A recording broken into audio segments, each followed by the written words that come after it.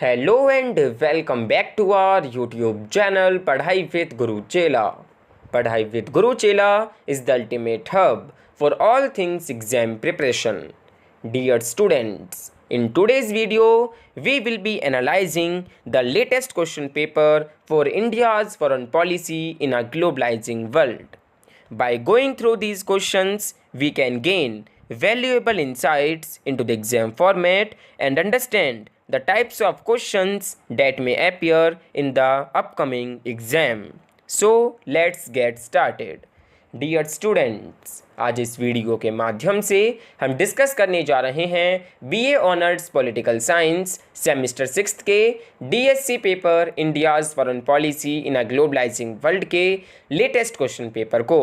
ये जो question paper है ये 5 जून 2K24 को ड्यू रेगुलर स्टूडेंट्स का कंडक्ट कराया गया है। इस वीडियो से, इस क्वेश्चन पेपर से DOSL स्टूडेंट्स की काफ़ी ज़्यादा हेल्प जो है होने वाली है। सो आप सभी स्टूडेंट्स से मेरी रिक्वेस्ट है कि इस वीडियो को एंड तक जरूर देखें। जो भी क्वेश्चंस इस वीडियो के माध्यम से हम डिस्कस करें उन क्वेश्चंस को बेहतर तरीके से समझने का प्रयास करें। सो डियर स्टूडेंट्स, आइए वीडियो को स्टार्ट करते हैं। All right my dear students, now that we have the latest question paper, before we delve into the specific questions, let's take a moment to understand the structure of the exam. So dear students, this question paper contains 8 number of questions. आप लोगों को बता दें कि इस question paper के अंदर total number of questions जो रहे हैं वो 8 रहे हैं, जिनमें से एनी 4 क्वेश्चंस आप लोगों को अटैम्प्ट करने हैं जो आप लोगों पे बेहतर तरीके से आते हों। अगर हम मार्किंग स्कीम की बात करें तो मैक्सिमम मार्क्स जो हैं वो 75 मार्क्स रहे हैं। अगर हम एक क्वेश्चन की मार्किंग स्कीम देखें तो वो है 18.75 मार्क्स। 7 क्वेश्चंस जो हैं वो ऐसे टाइप क्वेश्चंस हैं। क्वेश्चन नंबर 8 जो है वो नॉट बेस्ड क्वेश्चंस जो हैं आपसे पूछा गया है, जहाँ पर 4 टॉपिक्स गिवन हैं। किन्हीं 2 टॉपिक्स पर आप लोगों को टिप्पणी जो है लिखनी है।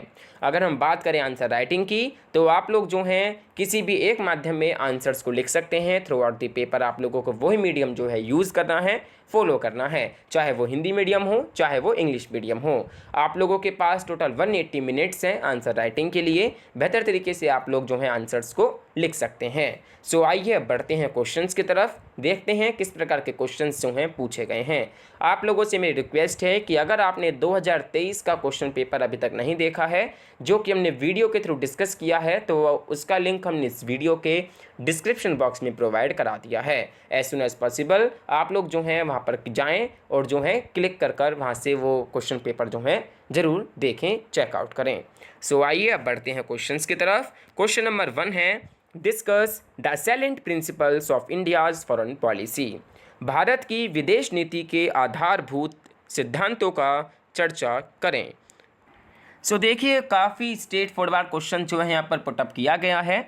सो देखिए यहाँ पर जो भी एलिमेंट्स हैं, जो भी की एलिमेंट्स हैं हमारे इंडियाज़ फॉरेन पॉलिसी के, वो आप लोगों को यहाँ पर विस्तार पूर्वक डिस्कस करने हैं।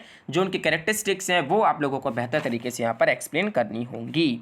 सो देखिए जैसे कि हम बात करें कुछ की एलिमेंट्स की इंडियाज़ फॉरेन पॉलिसी की, तो जिसमें आते हैं आप लोगों का पंचशील, जो कि एक फंडामेंटल प्रिंसिपल है इंडियाज़ फॉरेन पॉलिसी का, जो कि पूरी तरह बेस्ड है पीस पर, इक्वलिटी पर और डायलॉग पर, यानी कि शांति, समानता और संवाद पर ये जो है आपका पंचशील आधारित है। सेकंड आता है इसके अंदर नेम, यानी कि नॉन अलाइंड मूवमेंट। ये एक तरीके का मेजर फॉरेन पॉलिसी प्रिंसिपल है भारत का, जिसका ये उद्देश्य है कि वो जो है कंट्री को प्रोटेक्ट करे from aligning with any major power. तीसरा जो है वो आप लोगों का आता है वसुधैव कुटुंबकम, जो कि आप कह सकते हैं एक एलिमेंट है जो कि प्रमोट करता है इंटरनेशनल हार्मनी को एंड कोऑपरेशन को इन इंडियाज़ फॉरेन पॉलिसी। उसके बाद आप लोगों का आता है प्रमुखीकरण, जिसको हम कहते हैं प्रायोरिटाइजेशन, जो कि प्रायोरिटी देता है to the national interest, is also a crucial element in India's foreign policy. Last आता है आपका डायलॉग एंड कोऑपरेशन, यानी कि संवाद और सहयोग। ये जो है one of the major objective है इंडियाज़ फॉरेन पॉलिसी का, जो कि इन्हांस करता है कंट्री के रिलेशंस को थ्रू डायलॉग एंड कोऑपरेशन। सो इस प्रकार यहाँ पर आप लोग जो है कि एलिमेंट्स को बेहतर तरीके से एक्सप्लेन करें, डिफाइन करें। बढ़ते हैं नेक्स्ट क्वेश्चन की तरफ। नेक्स्ट क्वेश्चन है question number 2, evaluate India's changing approach to its foreign policy with the change of regimes. बदलती हुई सरकारों के साथ अपनी विदेश नीति के प्रति भारत के बदलते दृष्टिकोण का मूल्यांकन कीजिए। सो देखिए, जो भारत का जो अप्रोच है, फॉरेन पॉलिसी का, वो इवॉल्व हुआ है with changes in regimes, with new prime ministers and governments. India has made significant changes to its foreign policy. These changes include prioritizing national interest, strengthening its role in the global community, and increasing cooperation and dialogue at the international level. ये जो transformations हैं, ये modernise करती हैं India's foreign policy को and improve करती हैं country के इंटरनेशनल स्टैंडिंग को. तो अगर हम आम भाषा में कहें तो भारत की जो विदेश नीति है उसमें परिवर्तन के साथ भारत का अभिगम जो है कैसे बदला है, इस पर मूल्यांकित करना आवश्यक है. भारतीय राजनीति और विदेश नीति में परिवर्तन के साथ नए प्रधानमंत्री और सरकारों के आने पर भारत ने विदेश नीति में कई महत्वपूर्ण परिवर्तन किए हैं. इन परिवर्तनों में राष्ट्रीय हितों को महत्व देना, विश्व समुदाय में अपनी भूमिका को मजबूत करना और विश्व स्तर पर सहयोग और संवाद को बढ़ावा देना शामिल हैं. इन परिवर्तनों से भारत की विदेश नीति नवीनीकृत हो रही है और देश की अंतर्राष्ट्रीय स्थिति में सुधार आ रहा है. नेक्स्ट क्वेश्चन है question number 3. Discuss the journey of Indo US relationship from estranged democracies to defining partnership. Estranged democracies अलग थलग लोकतंत्रों से परिभाषित साझेदारी तक भारत अमेरिका संबंधों की यात्रा पर चर्चा कीजिए. सो देखिए, अगर हम बात करें इंडो यूएस संबंध का सफ़र जो है वो एस्ट्रेंज डेमोक्रेसीज से डिफाइनिंग पार्टनरशिप तक काफ़ी महत्वपूर्ण रहा है. इनिशियल में हम बात करें तो दोनों देश एक दूसरे से दूर थे और उनके बीच कुछ मतभेद भी थे, पर समय के साथ दोनों देशों ने अपने रिश्तों को मजबूती से बढ़ाया और एक नए पहलू दिया. आज इंडो यूएस के बीच एक ऐसा मजबूत सहयोग और साझेदारी का समय है जिसमें दोनों देश आपस में समृद्धि, सुरक्षा और विकास के क्षेत्रों में गहरा व्यापक सहयोग कर रहे हैं. यह रिश्ता आज के समय में दोनों देशों के लिए एक अहम स्तंभ बन चुका है. सो देखिए, the journey of the relationship between India and the US from estranged democracies to defining partnership has been quite significant. Initially, both countries were distant from each other and had some differences. However, over time, they strengthened their ties and added a new dimension to their relationship. Today, there is a strong cooperation and a strategic partnership between India and the US, where both countries are deeply engaged in areas of prosperity, security, and development. This relationship has become a crucial pillar for both nations in the present times. Next question है question number 4. Examine Indo-Russia relations with special focus on recent Ukrainian conflict. हाल ही के Ukraine संघर्ष पर विशेष ध्यान देते हुए भारत रूस संबंधों का परीक्षण कीजिए. सो देखिए, अगर हम बात करें इंडो रसिया रिलेशनशिप की तो it has traditionally been characterized by strong historical ties and strategic cooperation in various fields. However, recent events such as the conflict in Ukraine have posed challenges to this relationship. The Ukrainian conflict has strained relations between Russia and Western countries, leading to geopolitical tensions. तो देखिए, भारत और रूस के बीच के संबंधों की परंपरागत मजबूती और रणनीतिक सहयोग के साथ विभिन्न क्षेत्रों में आगे बढ़ावा होता आ रहा है. हालांकि हाल के घटनाक्रम जैसे यूक्रेन में संघर्ष ने इस संबंध को चुनौतियों के सामने खड़ा कर दिया है. यूक्रेनी संघर्ष ने रूस और पश्चिमी देशों के बीच जो सम राजनीतिक तनाव हैं उनको मजबूत किया है.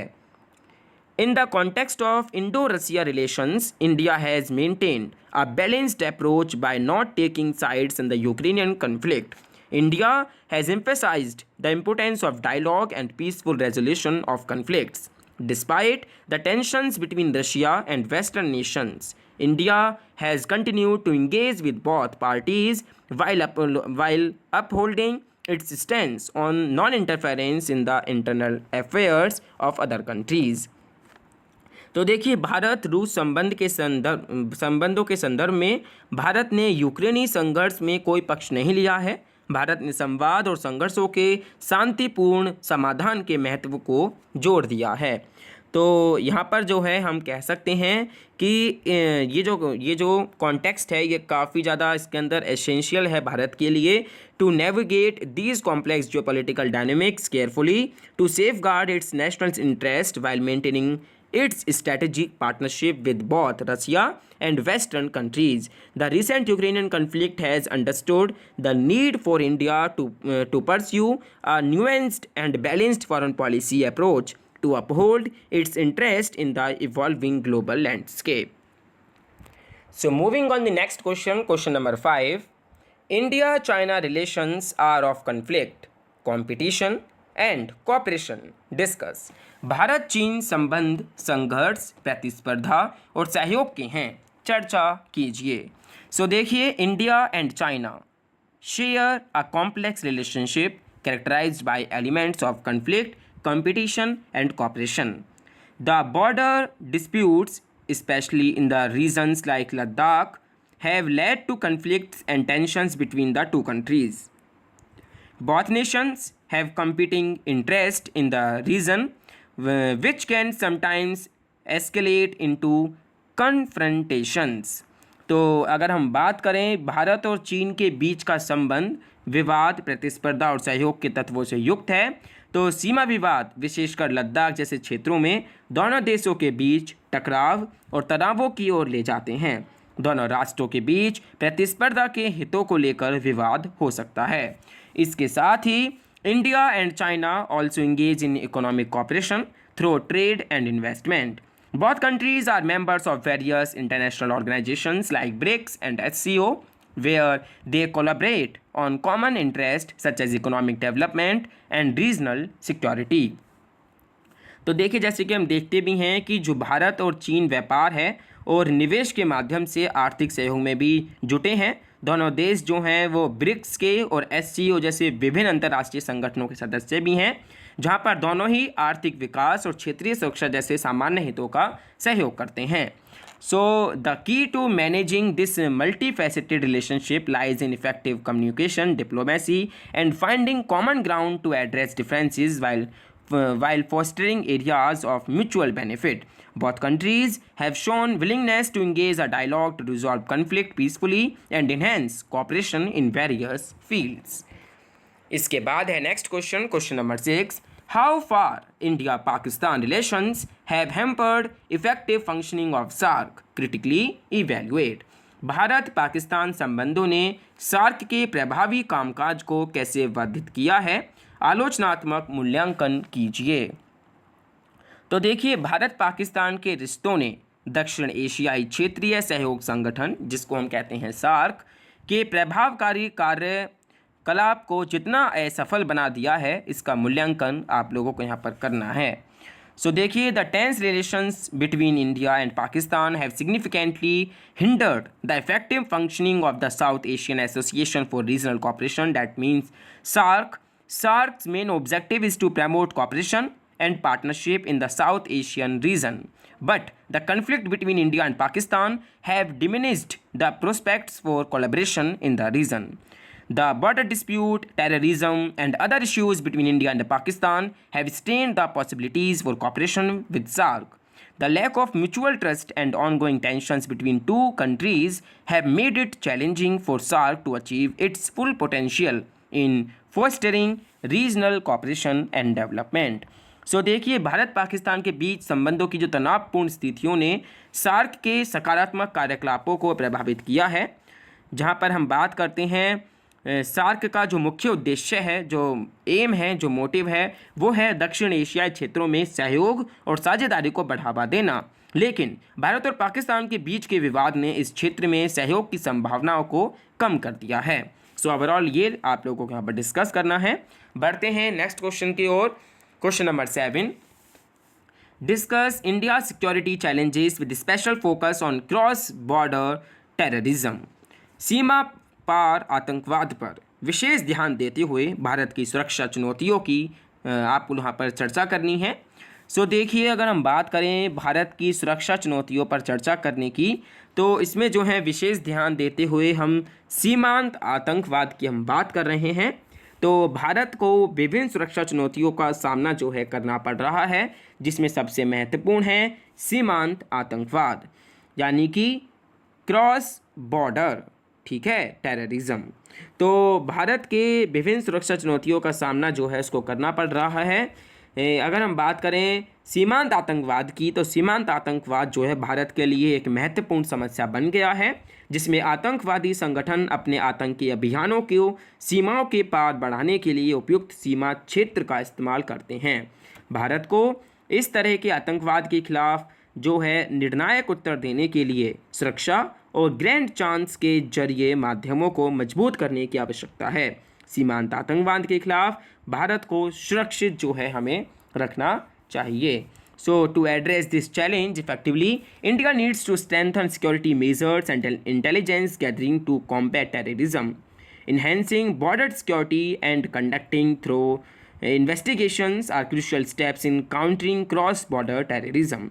India must work closely with neighboring countries to prevent the misuse of border areas by terrorist groups and ensure a secure environment for its citizens. इसके बाद आप लोगों का जो है शॉर्ट नोट बेस्ड क्वेश्चंस हैं।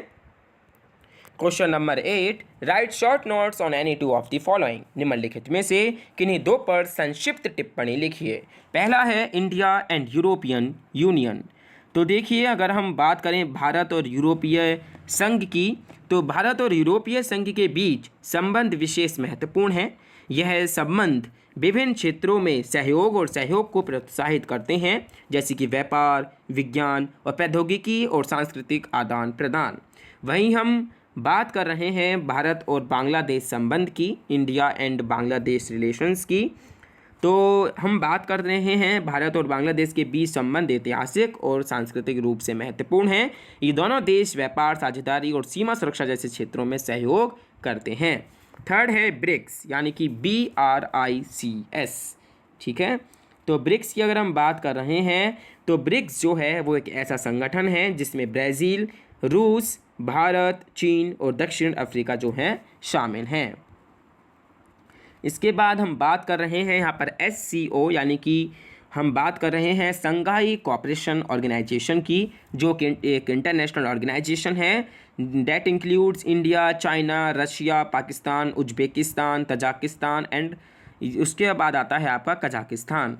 तो ये जो है इसका मेन ऑब्जेक्टिव क्या है? To cooperate on security, military cooperation and economic development. SCO collaborate on issues such as terrorism, cybersecurity and cultural exchanges. This organization plays a significant role in strengthening stability and security in the Asian region. So dear students, ये है आप लोगों का latest question paper. DUSL students, आप लोग जो है इन questions की जरूर प्रैक्टिस कर लीजिएगा। 2022, 2023, 2024 के इस लेटेस्ट क्वेश्चन पेपर को, जो कि DU रेगुलर स्टूडेंट्स का है, इनको ध्यानपूर्वक समझने का प्रयास कीजिएगा, ठीक है। So dear students, as we wrap up, let's share some valuable tips to excel on the day of the exam. First and foremost, make sure you get a good night's sleep the day before, because a well-rested mind performs better. So on the day of the exam, arrive early to the exam center to avoid any last-minute stress. Secondly, read through the instructions carefully before starting the exam, and pay attention to the marking scheme and allocate your time accordingly. Lastly, stay calm and composed during the exam. Remember, you have put in the efforts and now it's time to show what you know.